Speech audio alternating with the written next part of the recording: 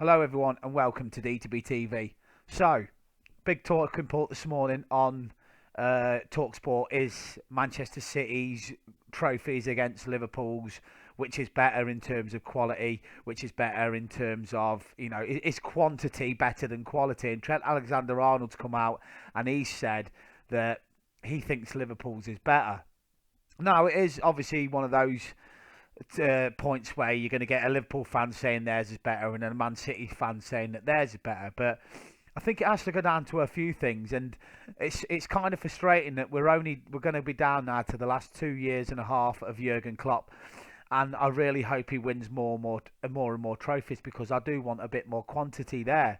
Uh, but it goes down to one thing, and to me, it is massive. And it's like, look at the state of Manchester United now.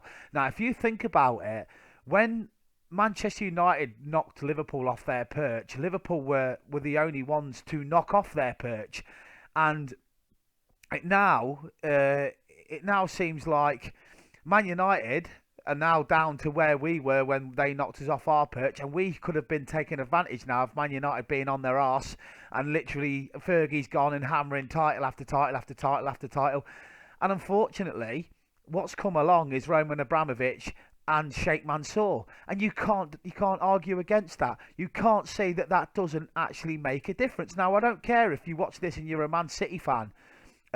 You have to accept the fact that you are plastic, in terms of the fact that most of your success is built upon oil money. They put the price of oil up, and let's not forget, Simon Jordan just said it on TalkSport as well, that you've been found guilty twice of breaching financial fair play. And before you start mouthing off about that, they have just cleared a Russian athlete who was found guilty of taking drugs. So these are the people that are quite clearly taking backhanders off the Russian government, as well as off Manchester City's owners.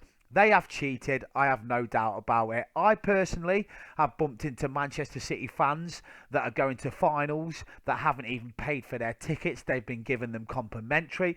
I've seen the fact that Man City give away thousands of tickets a week for free to get their attendances up, to make it look like they're actually making money. I would love to see their finances, because I guarantee you the 52,000 they get sometimes, apparently, in a ground that you can clearly see so many empty seats in.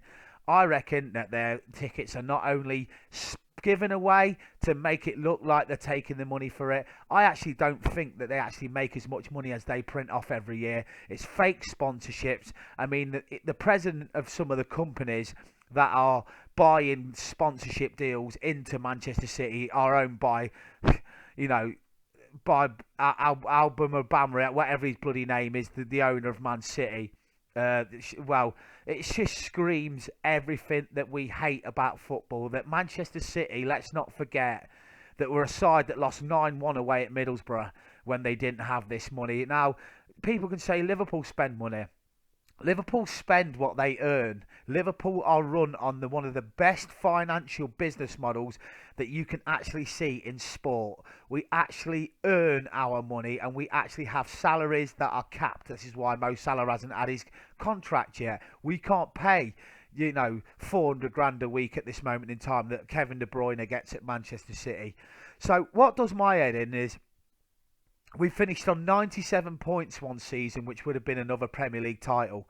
I mean, how many seasons would that have been a Premier League title win? This is what Liverpool are being denied by, yes, I admit, a great football side, but a great football side that, let's not forget, that in Pep Guardiola's first season failed to win a trophy and literally spent nearly 400 million on their defence. 400 million, right? On their defence. But we signed Virgil van Dijk for 75 million and everyone goes up in arms.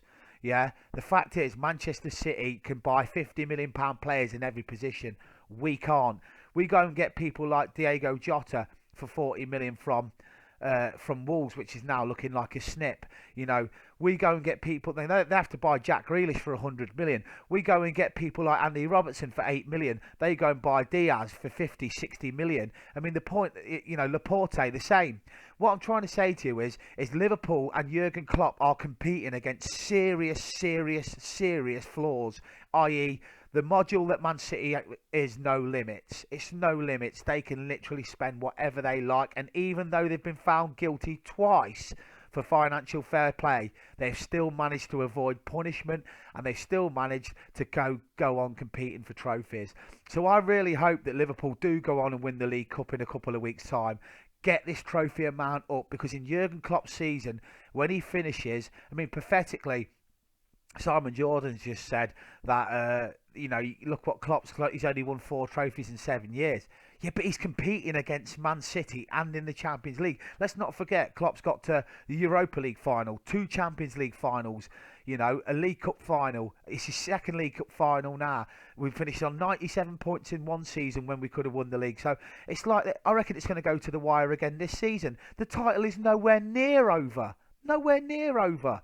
All we've got to do is we've got to keep going, win our game in hand against Leeds, and then we go to the Etihad and we beat them. We beat Manchester City at the Etihad. That will send wobbles down that entire squad, and they will panic.